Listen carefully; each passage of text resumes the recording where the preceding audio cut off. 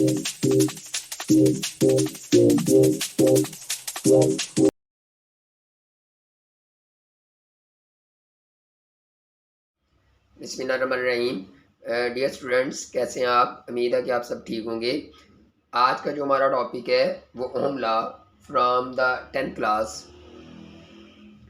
तो Ohm law जो है यानी कि इसमें हम करंट को डिस्कस करते हैं या पोटेंशियल डिफरेंस को हम डिस्कस करते हैं कि जब भी हम किसी भी कंडक्टर के क्रॉस, किसी तार के क्रॉस जब हम बैटरी अप्लाई करते हैं, पोटेंशियल डिफरेंस अप्लाई करते हैं या वोल्टेज अप्लाई करते हैं, तो वोल्टेज बढ़ाने से करंट की वैल्यू बढ़ती है।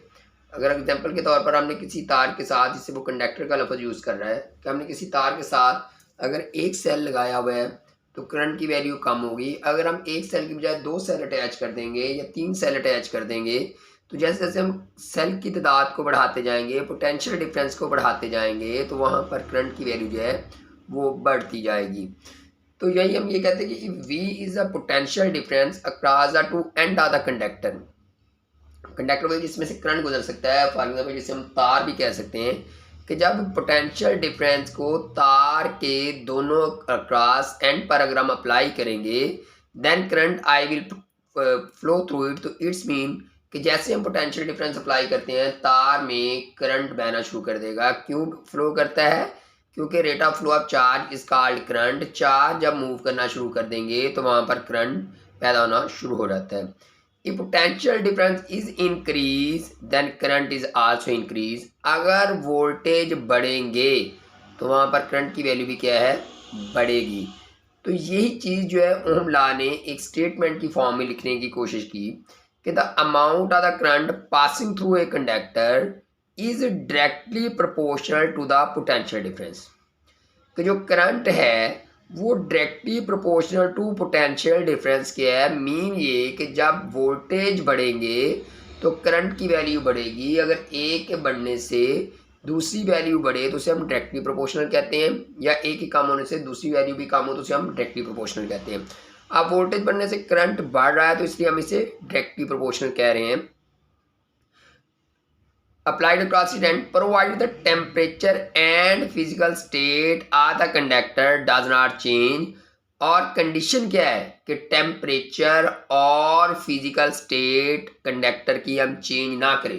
टेम्परेचर अगर चेंज करेंगे तो रेजिस्टेंस चेंज होगी, रेजिस्टेंस चेंज होगी तो करंट की वैल्यू चेंज हो जाएगी। और इसी तरह अगर हम उसकी फिजिकल स्टेट चेंज करते हैं, मतलब ये कि तार का अगर एरिया हम बढ़ा देते हैं या एरिया अगर हम कम कर देते हैं, तो फिर भी करंट की वैल्यू चेंज होना शुरू हो जाएगी। तो इसलिए ये कंडीशन उसने लगाई है कि temperature and physical state of the conductor does not change, उससे हमें चेंज नहीं करना चाहिए। तो अब यही चीज़ हमने मैथमेटिकली फॉर्म में लिखी कि V directly proportional to I, ए के बढ़ने से दूसरे का बढ़ना। तो अब ये हमारे पास ये है कि ये जैसे फिग में भी यही चीज़ बनाने की कोशिश की है कि ये हमारे पास फर्ज करते एक कंडक्टर है, तो कंडक्टर के क्रॉस हमने वोल्टेज को अप्लाई किया, तो जैसे ये वोल्टेज बढ़ेंगे तो इसमें करंट की वैल्यू क्या है? बढ़ेगी। और अब जब भी प्रोपोर्शनल को ख़त्म करते हैं तो कोई कांस्टेंट यूज़ करते हैं, और यहाँ पर जो हमने कांस्टेंट यूज़ किया वो हमारे पास R है, जिसे हम रेजिस्टेंस कहते हैं। तो यानी कि प्रोपोर्शनल को ख़त्म करके इक्वल लिखा और इसकी जगह पर R लिख दिया। Where R is a proportionality of the constant, ये कांस्टेंट है, और कॉल्ड क्या कहलाता है? रेजिस्टेंस, इसे हम रेजिस्टेंस कहते हैं। अब ऐसे यूनिट ऑफ द रेजिस्टेंस क्या है? ओम। ऐसे यूनिट जो है वो क्या है? रेजिस्टेंस के ओम है, और ये इसकी सिंबल है जिसे हम इस तरह से डिनोट करते हैं। और अब ये कि अगर ग्राफ ड्रा किया जाए वोल्टेज और करंट के दरमियान, तो वो हमारे पास स्ट्रेट लाइन आएगा। If graph is plotted between the current I and the potential difference V, the line is straight. तो जैसे ये वोल्टेज और करंट के दरमियान अगर ग्राफ ड्रा किया जाए तो ये स्ट्रेट लाइन आती है। स्ट्रेट लाइन क्यों आती है? कि देखिए फर्ज करते हैं जब वोल्टेज 1 थे, एग्जाम्पल दे रहे हैं कि जब वोल्टेज यानी कि 1 वोल्ट, पोटेंशियल डिफरेंस 1 वोल्ट था, या वोल्टेज 1 थे तो करंट था 0.1 एम्पियर। जब वोल्टेज 2 हो जाएंगे, 2 वोल्ट हो जाएंगे पोटेंशियल डिफरेंस, तो करंट 0.2 एम्पियर हो जाएगा। अगर वोल्टेज 3 हो जाएंगे तो करंट फर्ज करते हैं 0.3 एम्पियर हो जाएगी। तो जैसे जैसे वोल्टेज बढ़ते जा रहे हैं इसी तरह हमारे पास करंट बढ़ता जा रहा है, तो इसलिए हमारे पास ये क्या आएगी? ये स्ट्रेट लाइन आएगी जो ये शो करती है कि वोल्टेज और करंट डायरेक्टली प्रोपोर्शनल। लेकिन बात हमने पहले की कि ये विद इन लिमिट, एक लिमिट के अंदर अंदर होंगे। ٹھیک ہے. تو اب یہاں پر آگے جو ہمارے پاس نیکسٹ ہے کہ اس کے یونٹ کیا ہوتے ہیں. تو اب وہی کہ ریزسٹنس کیا ہے کہ the property of the substance which offer opposition to the flow of the current through it. یعنی کہ وہی کہ فرض کرتے ہیں کرنٹ جہاں سے گزر رہا ہے اس کے لیے جو بھی اپوزیشن ہے اسے ہم کس کا نام دیتے ہیں؟ ریزسٹنس کا نام دیتے ہیں. ایگزامپل کے طور پر کہ اگر فرض کرتے ہیں پانی نہر میں سے گزر رہا ہے اور اس کے آگے یعنی کہ کوئی درخت آ جائیں، کوئی جھاڑیاں آ جائیں یا اس کے آگے کوئی پتھر آ جائے تو وہ اس کے لیے رکاوٹ کریٹ کرے گا. تو اسی طرح کرنٹ کے لیے جو اپوزیشن ہے اسے ہم کس کا نام دیتے ہیں؟ ریزسٹنس کا نام دیتے ہیں. اور ریزسٹنس کہاں سے کریٹ ہوتی ہے؟ جو اس کے اندر کنڈکٹر کے اندر الیکٹران فری موو کرتے ہیں تو وہ کسی بھی ایٹم کے ساتھ جا کے ٹکراتے ہیں یا فری الیکٹران آپس میں ٹکراتے ہیں تو اس سے ان کی سپیڈ کم ہو جاتی ہے. تو یہی ہم کہتے ہیں کہ opposition for the flow of the current ہے. اور اب ریزسٹنس کے یونٹ اوہم ہے.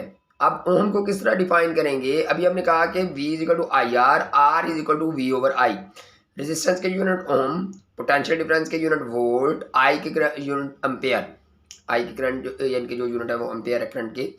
تو اب یہی سے ہم یہ کہتے ہیں کہ اگر 1 وولٹ کی بیٹری اپلائی کی جائے کنڈکٹر کے کراس اور 1 امپیئر کرنٹ فلو کرے وہاں سے، تو اب اس وقت جتنی بھی ریزسٹنس ہوگی وہ 1 اوم ہوگی. یہی ہے اب یہی یہاں پر ڈیفائن لکھی ہے کہ when potential difference of the 1 volt is applied across the and of the conductor. یعنی کہ سیل جو ہم لگا رہے ہیں اگر وہ 1 وولٹ کا لگا رہے ہیں and 1 ampere the current passing through it اور کنڈکٹر میں 1 امپیئر کا کرنٹ گزرے then it resistance will be the 1 Om. تو اس وقت اس کی ریزسٹنس کتنی ہو جائے گی؟ 1 اوم ہو جائے گی. تو بیٹا امید ہے کہ اب آپ کو یہ بات سمجھ آ گئی ہوگی. اگر آپ کو یہ ویڈیو اچھی لگی ہو تو اسے لائک کریں، شیئر کریں، اور کوئی بھی کوشچن ہے تو وہ کمنٹس باکس میں لکھیے. اپنا خیال رکھیے گا. پھر ملیں گے نیکسٹ ٹاپک کے ساتھ. تب تک کے لیے ٹیک کیئر. اللہ حافظ.